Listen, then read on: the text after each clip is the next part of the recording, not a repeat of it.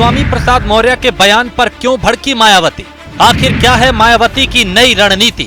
2024 लोकसभा चुनाव से पहले सभी राजनीतिक दल अपनी अलग अलग रणनीति के तहत चुनावी मैदान में उतरने की तैयारी कर रहे हैं। इस बीच अब मायावती ने भी चुनावी संग्राम में अकेले ही उतरने का फैसला तो कर लिया, लेकिन अब बसपा की नई रणनीति में भी एक अलग ही बदलाव देखने को मिल रहा है। समाजवादी पार्टी के महासचिव स्वामी प्रसाद मौर्य लगातार बयान दे रहे हैं कि बद्रीनाथ समेत कई हिंदू मंदिर बौद्ध मठों को तोड़कर बनाए गए हैं। ज्ञानवापी की तरह उनका भी सर्वे होना चाहिए। उनके इन बयानों से बीजेपी को हमलावर होने का मौका मिल रहा है।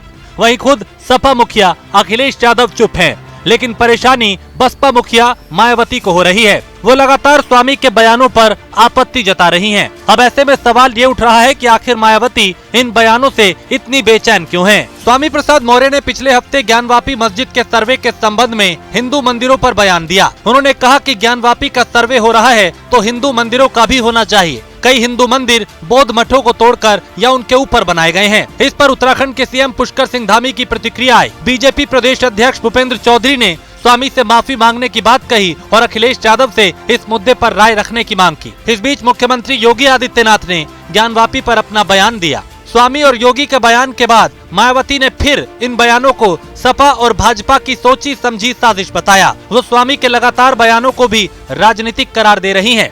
इस पूरे मामले में सपा मुखिया अखिलेश यादव ने अब तक कोई प्रतिक्रिया नहीं दी। अब समझने वाली बात यह है कि आखिर मायावती को क्यों सता रही है ध्रुवीकरण की चिंता। दरअसल स्वामी प्रसाद मौर्य लगातार ज्ञानवापी के संदर्भ में मंदिर व बौद्ध मठों का मुद्दा उठा रहे हैं।